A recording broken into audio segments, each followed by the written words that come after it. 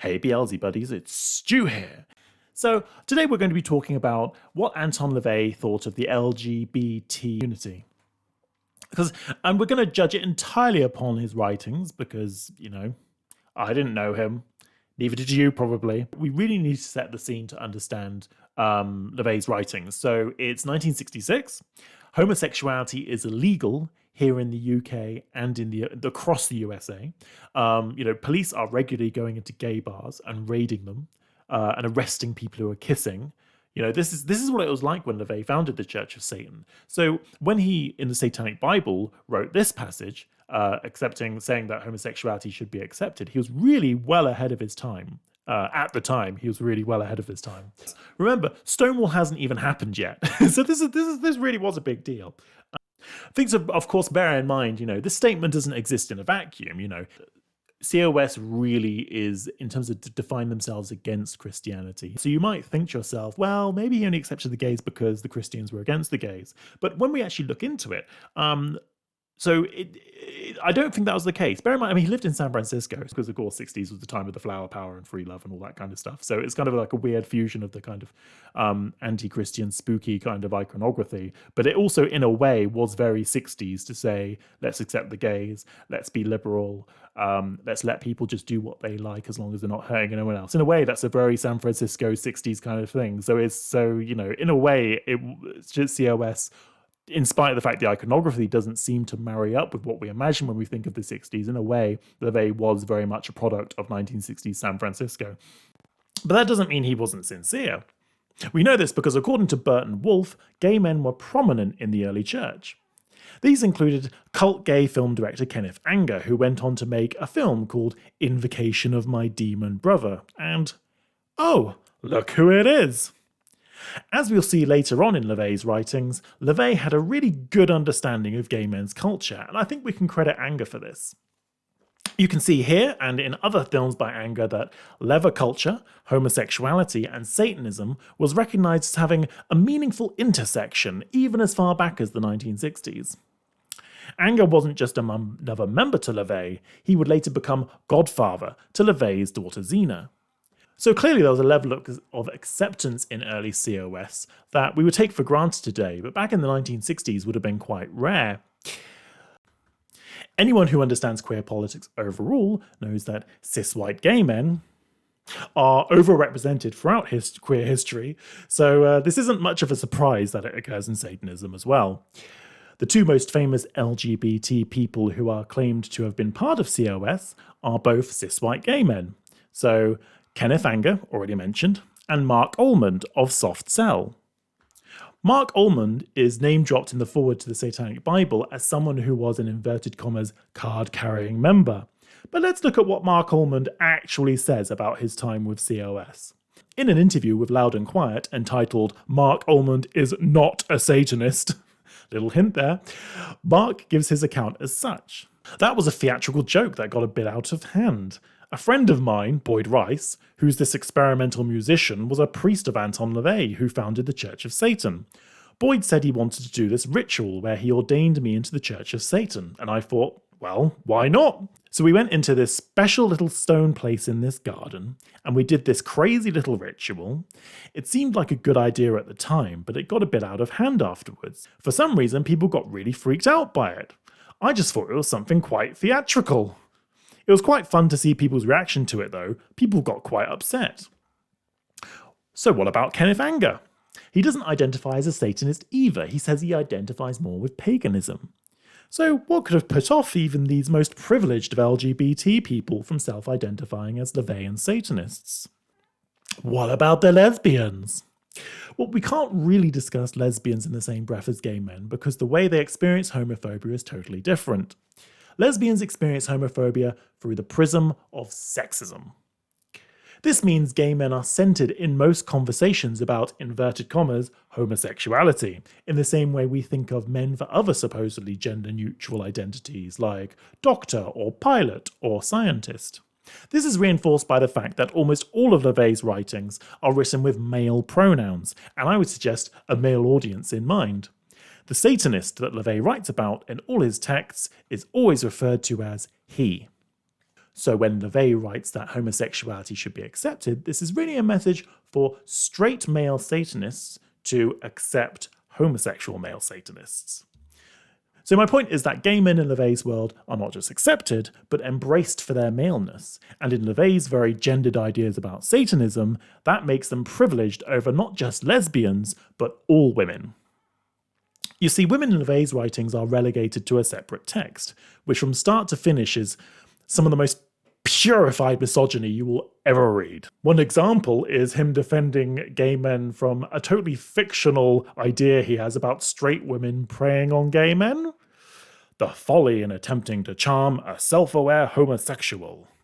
If you want to charm a self-aware homosexual man, and there are plenty, you'll mostly end up as one big fool. Some gals just can't get it through their thick skulls that there are men who won't succumb to their charms, no matter what they do in the way of enticement. Or in other words, stay away from the gays, stupid women. And his writing on lesbians does not get any better. The butch lesbian, who would rather be a man, tried her damnedest to look like a man and goes for the most femme-type girls. A femme lesbian is attracted to another dominant lesbian who knows why she often favours mannish styles. And it's all downhill from there. Suffice it to say, in LaVey's world, homosexuals are men and lesbians are lesbians. So he loves the gays and he's misogynistic about women. What about trans people? Now, before we continue, we have to put the quotes into historical context. Now, I'm slightly reticent to air these words, but the problem is that we have to talk about what the words transvestite and transsexual meant in the 1960s in order to understand the quote. So I apologize to trans people for bringing these words up because they are antiquated terms and we should not be using them anymore. So, thinking used to be, before the 21st century, that transvestite was a straight man who would dress up in women's clothing for sexual kicks, and a transsexual was someone who was defined by going and have an operation to become the supposed opposite sex. The transsexuals and transvestites, bless them, come closer than anyone else to a complete recognition of the demonic element within them. These people who, because they truly admire and recognize the sensual qualities of the opposite sex, would do nothing to discourage whatever trappings add to the difference. This is why transvestites and transsexuals are often said to make better women than women. They employ all the devices of overcompensation and frequently come out actually looking more convincing.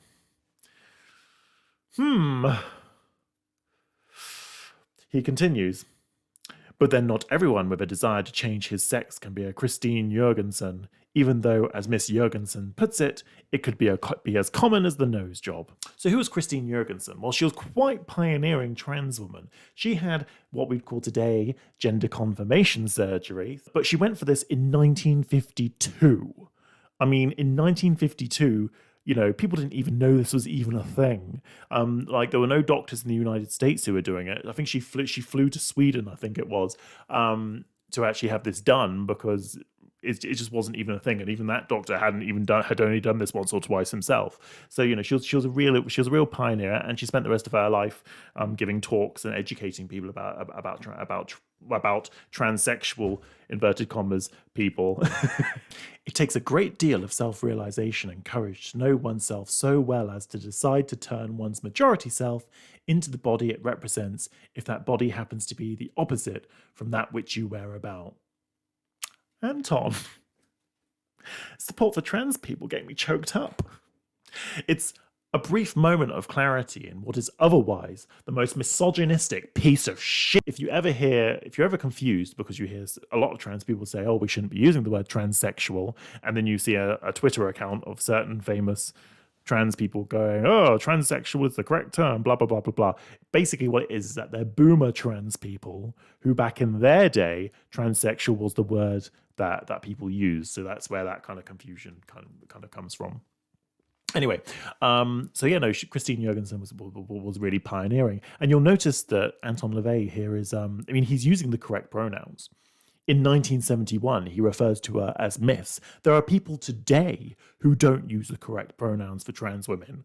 And in 1971, Anton LaVey was using the correct pronouns and was overall being quite complimentary towards her. So, so I think he gets some credit here.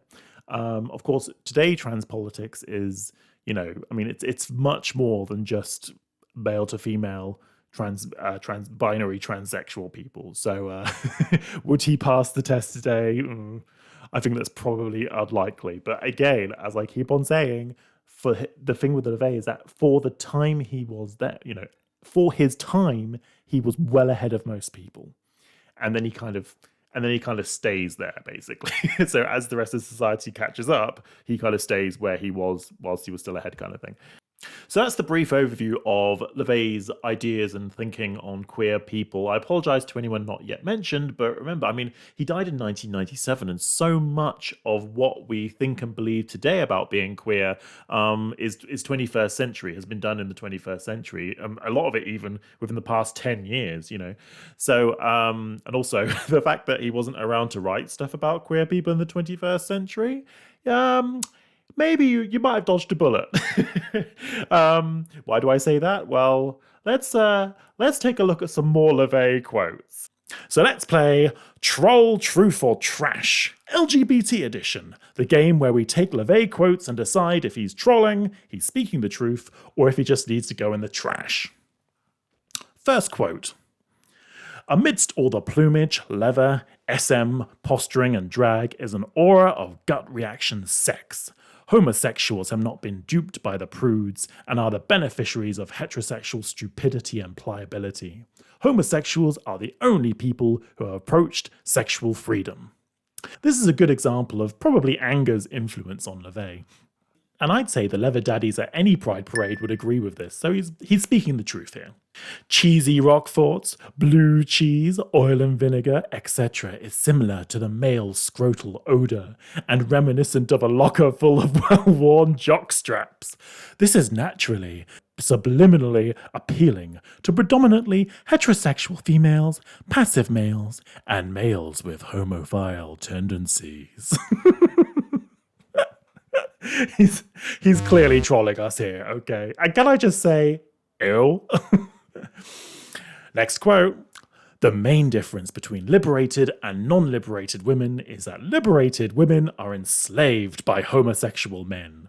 In order to improve their minds, they enroll in all manner of classes and courses conducted by, I'm not saying that word, and feminists, going from frying pan into the fire.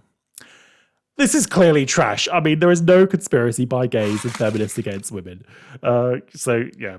Nice try at not looking like a misogynist, LaVey, but we ain't buying. An apparent superstud insulter of women who sprinkles his vocabulary with offensive terms for female genitalia is usually a forlorn homosexual who harbours no love-hate feelings for women. He is only aggravated by them because they are in competition for his strongest cravings, other men. Now, closeted gay men do often take it out on other people, so I think there is actually a little bit of truth in this. Gay meant happy and carefree. If you were a homosexual, you were a pansy, queer, fruit, or all-round pervert. And the hypocrisy! The choir masters, scout masters, sports coaches, camp directors, gym teachers, and priests, all above and beyond reproach. Consequently, much more actual abuse occurred than today. The irony is the honesty and blasphemous openness once exhibited by flagrant homosexuals, who were invariably the most intellectually stimulating individuals in every crowd. Now the closet clerks and gymnasium gropes have healthier and gayer competition, without true deviance. So this is another example of LaVey understanding how liberated gay men are, so I'll give it a truth. However, he has also described us as the most intellectually stimulating individuals, which I must confess is not the truth, and anyone will tell you that who's hung around with a bunch of cis gays. Okay, last quote. Panty pissing is largely masturbatory. It provides male viewer with visions upon which to speculate and take into hand, both during and long after the incident. The flavour lasts, once seen, never forgotten. This is pure trolling, surely. Right, I think that's enough LaVey for today. One of the convenient things for LaVeyan excuses is that basically anything that is actually pretty good, he can take the credit for, when in reality he was kind of a magpie for ideas. And anything that's ridiculous or offensive, they can go, oh, he was just trolling, it was just polemic, it was just of the time. You know, they let people through the doors in 1966, and there's plenty of places that would have said no homos here, you know. But remember, also I've said queers, so that includes more than homosexuals, including trans people, we're including the whole queer spectrum. His actual thoughts do not align with 21st century queer ideas. They were, like a lot of LaVeyan ideas, they were really groundbreaking at the time, and that is how we need to understand them. That's it. Thanks for watching. Subscribe to my channel, and see you next time.